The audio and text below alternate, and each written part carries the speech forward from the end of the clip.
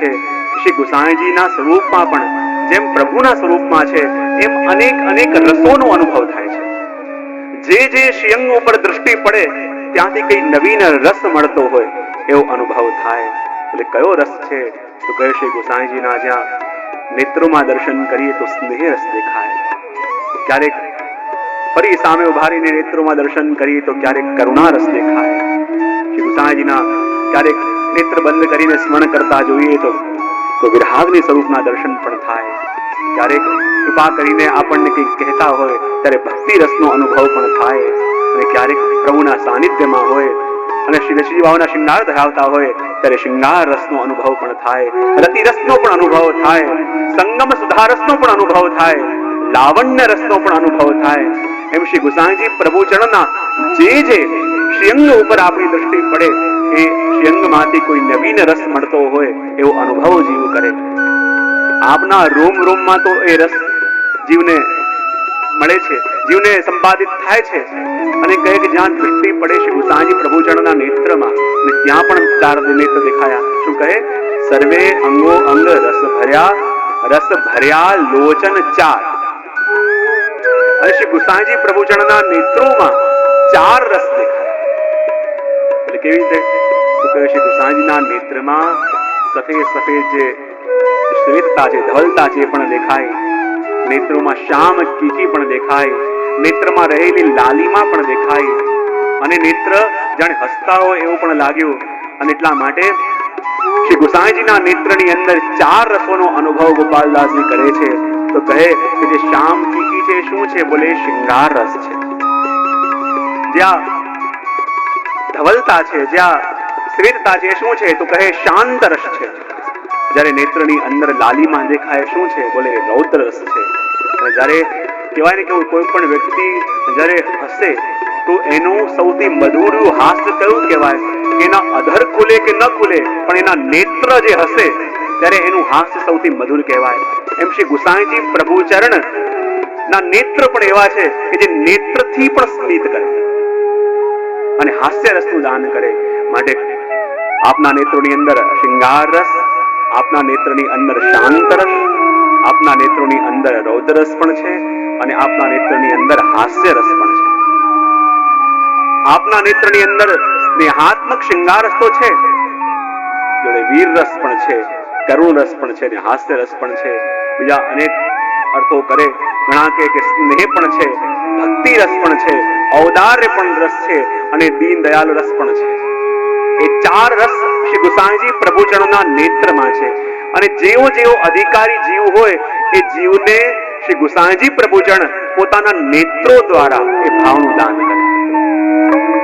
જેમ આપણા આચાર્ય ચાલતો પતરાની શેરીમાંથી વધારે ને જે આપણે આજે સ્મરણ કર્યું ને, જે ભગવત સ્વરૂપો હતા એ ભગવત સ્વરૂપ પર જયારે આપણી દ્રષ્ટિ પડે એનું મૂળ સ્વરૂપ પ્રગટ થાય ને એવી લીલા કરવા લાગે. તેમ ગુસાઈજી પ્રભુ ચરણ પણ જેવો જેવો અધિકારી જીવ એમની સન્મુખ આવીને બેસે અને જે ભાવનું દાન શ્રી ગુસાઈજી પ્રભુ ચરણ કરે એ ભાવનું દાન પોતાના નેત્રો દ્વારા કરે. નેત્ર દ્વારા જ આપ શૃંગાર રસનું દાન પણ કરે. કારણ કે જ્યારે સ્નેહ હોય ને તો સ્નેહની અંદર આ જીવવાથી બોલવું એક ગૌણ કહેવાય. જ્યારે માણસનું સર્જન કર્યું તો માણસનું સર્જન કરીને પ્રભુએ કહ્યું કે જો આ દુનિયાની વાત કરવા માટે હું તને જીવવા આપું છું, પણ જ્યારે પોતાના પ્રિય સાથે વાત કરવી હોય તો એના માટે મેં તને નેત્ર આપ્યા. એમને માનતો કે આ નેત્ર ખાલી તને જોવા માટે આપું છું.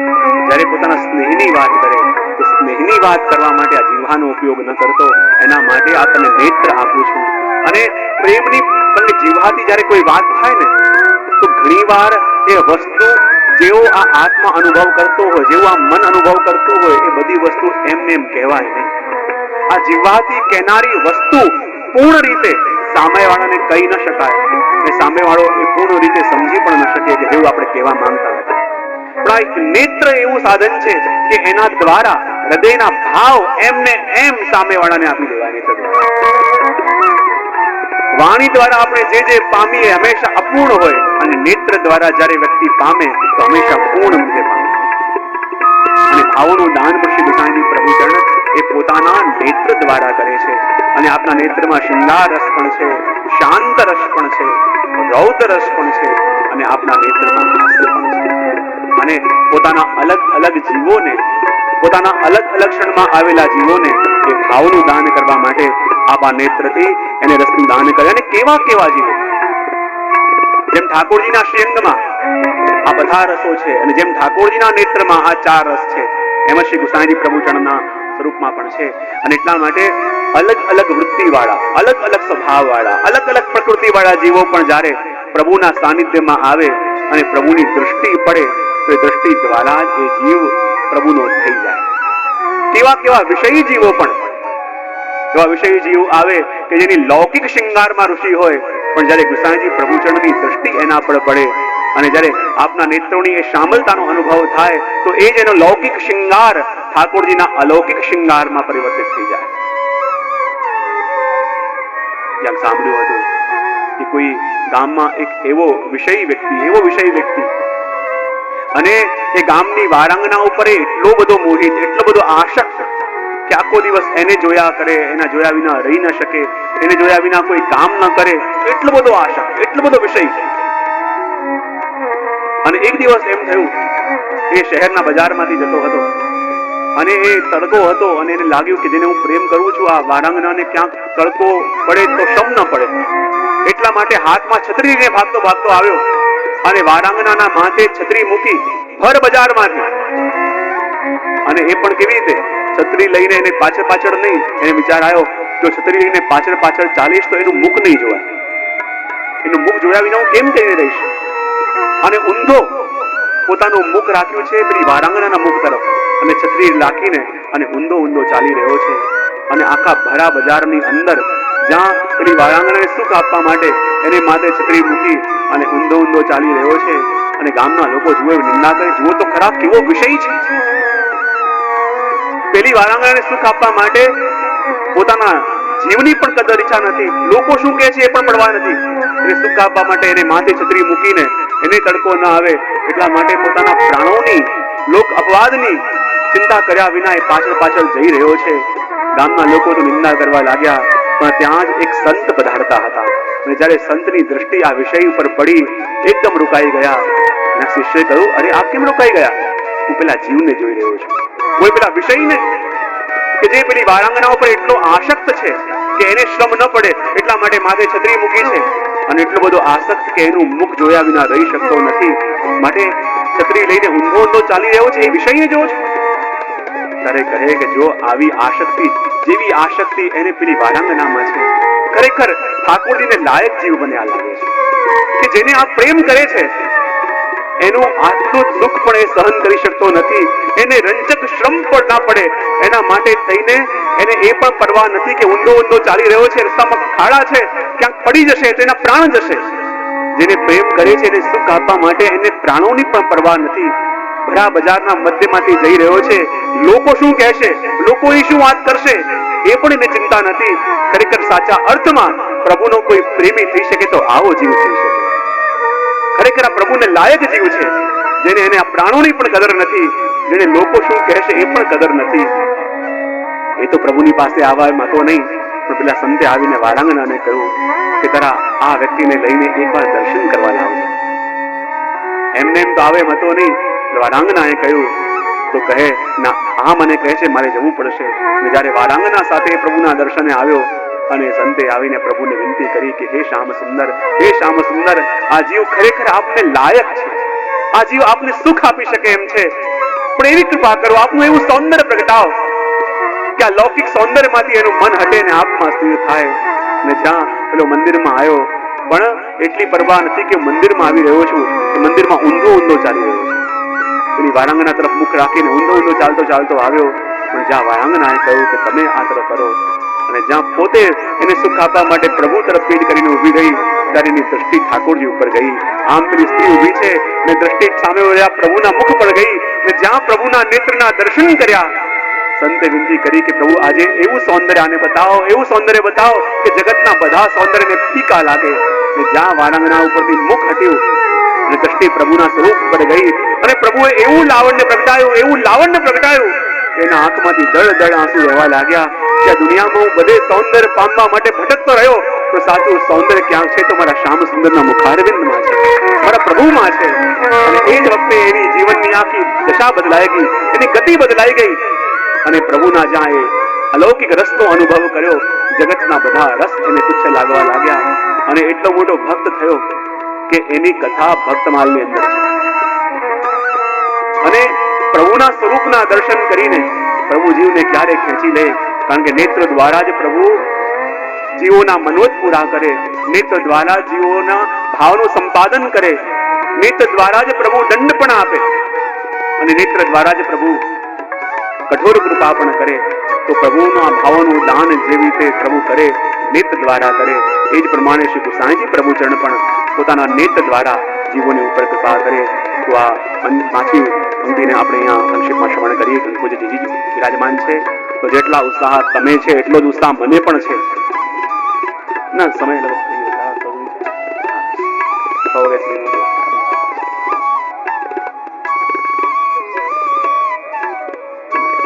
અમને તો લોભ હોય કે આપનો લાભ લઈએ.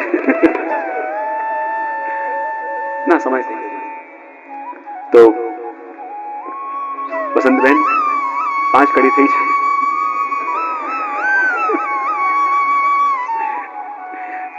થઈ ને સરસ મહાત્મા સાથે. હા, કાલે જેટલું બને એટલું આપણે ચોથું અને પાંચમું જો કાલે થઈ જાય, આશા લાગે છે.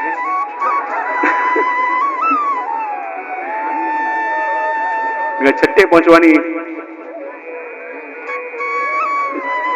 જેટલું થાય એટલું પ્રયત્ન આપણે કરીશું, કારણ કે પછી ઇન્ડેક્સ માટે જોવી પડશે. આગળ 16મી છઠ્ઠી તૂકની અંદર એમ જોવા જઈએ તો આ 7મી તૂક છે. મેં પહેલા જ કહ્યું હતું, પહેલી તૂક છે એ શ્રીમદ ભાગવતજીના મહાત્મા સાથે સંગતિ છે, અને બીજી તૂકથી લઈને ગણીએ આપણે તો આ કઈ તૂક થાય? છઠ્ઠી. અને ભાગવતમાં છઠ્ઠી લીલા એટલે કઈ? પોષણમ તત્ અનુગ્રહ. કઈ લીલા છે? પુષ્ટિ લીલા. અને પુષ્ટિ લીલા છે તો શ્રી ગુસાઈજીના સ્વરૂપનું વર્ણન તો કર્યું, પણ શ્રી ગુસાઈજીની કૃપા જ્યારે થાય જીવની ઉપર, તો શ્રી ગુસાઈજીની કૃપા કેવી રીતે થાય? શ્રી મહાપ્રભુજી પણ ભૂતલમાં કૃપા કરવા પધાર્યા છે, પણ કૃપા કેવી રીતે કરે? વાણ્યાસ્વાદમ કાદુર ભૂતમ ચકાર. શ્રી ગુસાઈજી પ્રભુ ચરણ અને શ્રી વલ્લભ આ ભૂતલમાં કૃપા કરવા પધાર્યા છે, પણ આપની કૃપાનો અનુભવ જ્યારે પણ જીવને થશે, કેટલી પણ આપ એમની પહેલ કરો, કેટલા પણ સાનિધ્યમાં બેસીને દર્શન કરો, પણ જ્યારે કૃપા થશે તો આપની વાણી દ્વારા થશે. કારણ કે આપ વાણી દ્વારા કૃપા કરવા માટે પધાર્યા છે. અને આપની વાણી પણ કેવી છે? મુખ સુગંધે મોયા અલી સકલ તે આવી કરે ગુંજાર, સરસ વચન ઉચ્ચાર માત્રે સંશય નો પરિહાર તે પદવસ્તુ. શ્રી ગુસાઈજી પ્રભુ ચરણની કૃપાનો અનુભવ પણ જીવને ક્યારે થાય?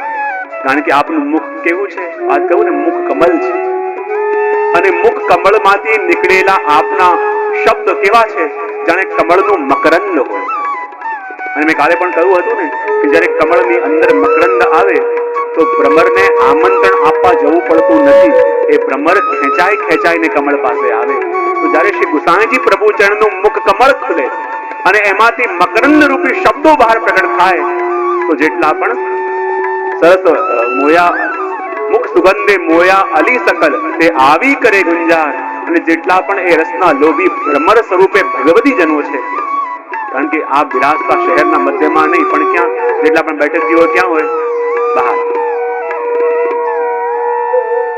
અને જ્યાં આપના વાણીનો પ્રભાવ પ્રારંભ થાય અને દૂર દૂરથી એ અલૌકિક રસના જે ભોગતા છે, એ અલૌકિક મકરંદના અલૌકિક ભોગતા એવા અલૌકિક ભગવતી જનો રૂપી ભ્રમરો છે, એ ખેંચાઈને શ્રી ગુસાઈજીના સાનિધ્યમાં આવીને બેસે.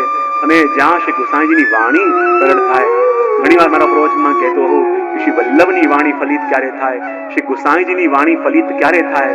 કે જેટલું પાતિવ્રત શ્રી મહાપ્રભુજીને અને ગુસાઈજીને એમના ઠાકોરજીમાં છે, એટલું જ પાતિવ્રત, એટલી અનન્યતા જ્યારે આપણને આપણા ઘરમાં બિરાજતા ઠાકોરજીમાં થાય, ત્યારે શ્રી મહાપ્રભુજી અને ગુસાઈજીની વાણી સમજાય. કારણ કે આપની વાણી પણ સ્વરૂપાત્મક છે, અને સ્વરૂપાત્મક વાણી ફલિત ક્યારે થાય? કે જ્યારે શ્રી મહાપ્રભુજીની વાણી સમજવી હોય, શ્રી ગુસાઈજીની વાણી સમજાતી ન હોય તો કેટલી કેટલી ટીકાઓ વાંચો સમજાશે નહીં, પણ તમારી ઠાકોરજીમાં અનન્યતા વધારે, અને જેટલી અનન્યતા અને જેટલી નિષ્ઠા તમને તમારા ઠાકોરજીમાં વધશે એટલી એટલી શ્રી મહાપ્રભુજીની વાણી સમજાઈ જશે. મોટા મોટા ઘણા વિદ્વાનો આવે, એમને પણ ગ્રંથોમાં ગોથા ખાવા પડે, પણ સૌરાષ્ટ્રમાં જાઓ, જેને પોતાના સાઇન કરતા પણ નથી આવડતા એવા ખેડૂત વૈષ્ણવ હોય, એવા સર્વોત્તમના પાઠ કરી તમને બતાવે, એવા શુદ્ધ, તમને લાગશે આવા ઉચ્ચારણ તો ભણેલા ગણેલા લોકો નથી કરી શકતા. એ શું બતાવે છે કે આ વાણી આપણા સાધનથી ફલિત નહીં થાય, એની કૃપાથી થશે. ને જેટલી જેટલી નિષ્ઠા આપણને આપણા ઠાકોરજીમાં થતી જશે એટલી એટલી શ્રી મહાપ્રભુજીની વાણી સમજાતી જશે. શ્રી મહાપ્રભુજીની વાણી કંઠસ્થ કરવી અને મહાપ્રભુજીની વાણી સમજવી બંનેમાં ફરક છે.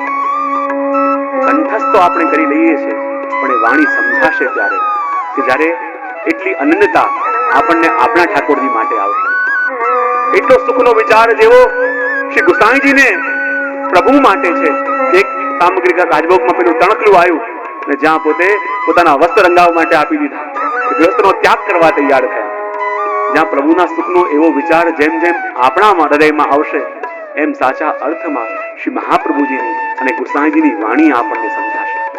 અને જ્યાં આપના મુખ કમળમાંથી મકરંદ સરીખા શબ્દો પ્રગટ થવા લાગ્યા, આપની વાણી પ્રગટી અને દૂર દૂરથી અલૌકિક ભ્રમર એવા દેવીજીઓ ખેંચાઈ ખેંચાઈને વગર બોલાવે જે રસના ભોગતા હતા, જે એ રસના અધિકારી હતા, જે રસના પાત સરીખા હતા, એ દૂર દૂરથી આવવા લાગ્યા. અને દરેકને અનુભવ શું થતો? સરસ વચન ઉચ્ચાર માત્રે સંશયનો પરિહાર. અને દરેક વૈષ્ણવ અનુભવ કરતા કે જે અમારે પ્રશ્ન પૂછવો હતો આજે વચનામૃતમાં આ જ ગુસાઈ દીધો, અમારા મનમાં જે સંશય હતો આજે એ જ આવ્યો. કારણ કે આપણે પૂછીએ અને પછી પ્રશ્ન મળે, પણ શ્રી ગુસાઈજી પ્રભુચરણની પાસે આવીને જે વિરાજમાન થતા એ દરેક વૈષ્ણવને અનુભવ થતો કે સરસ વચન ઉચ્ચાર માત્રે સંશયનો પરિહાર. ઘણીવાર વૈષ્ણવ મનમાં મનોત લઈને જાય, પ્રશ્ન લઈને જાય, પણ ત્યાં જાય બધા ભૂલી જાય. ઘણા કહે કે જયારે એકલા હોય ત્યાં વિચાર કરી આ પૂછીશું, પણ જયારે સામે આવી તો બધું ભૂલી કેમ જવાય છે? જયારે ગુરુની સામે આવીને બેસીએ ત્યારે કઈ યાદ કેમ નથી આવતું? એમ એકલા હોય તો અનેક અનેક પ્રશ્નો મનમાં જાગે, અનેક અનેક વિચાર આવે, પણ ગુરુની પાસે આવતા બધું ભૂલાઈ કેમ જવાય છે? તો કહેવાયનું પણ એક કારણ છે. કોઈ કહ્યું છે ને કે મિલનનો એ જ સૌથી ઊંચો તબક્કો છે. મિલનનો એ જ સૌથી ઊંચો તબક્કો છે. કહેવાનું ઘણું હોય પણ કઈ યાદ ના આવે. જયારે કહેવાનું તો ઘણું હોય પણ કઈ યાદ ન આવે ત્યારે માનું કે મિલનના સૌથી ઊંચા તબક્કાનો અનુભવ આપણે કરી રહ્યા છીએ. એ મિલનની પરાકાષ્ઠાનો અનુભવ આપણે કરી રહ્યા છીએ, કે મરી તો રહ્યા છીએ પણ પ્રશ્નો યાદ ક્યારે ન આવે કે જ્યારે મન શાંત થઈ ગયું હોય.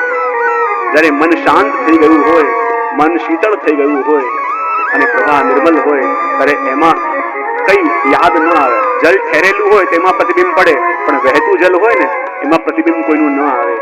તો હમણાં સુધી તો જલ જે રોકાયેલું હતું, બંધિયાળ હતું, પણ જ્યારે ગુરુના સાનિધ્યમાં આવીને બેઠા અને વહેતું થયું, અને જ્યારે વહેતું થયું તો પછી એમાં આ સંસારના પ્રતિબિંબો ક્યાંથી આવે? અને એટલા માટે જે શ્રી ગુસાઈજીના સાનિધ્યમાં આવીને બેસતા અને એને એમ લાગતું કે શ્રી ગુસાઈજીની વાણી જ્યારે પ્રગટ થતી અને જે પ્રશ્ન મનમાં લઈને આવ્યા હો એ પૂછતા પહેલા એના ઉત્તરો મળવા લાગે, અને એના ઉત્તરો મળવા લાગે અને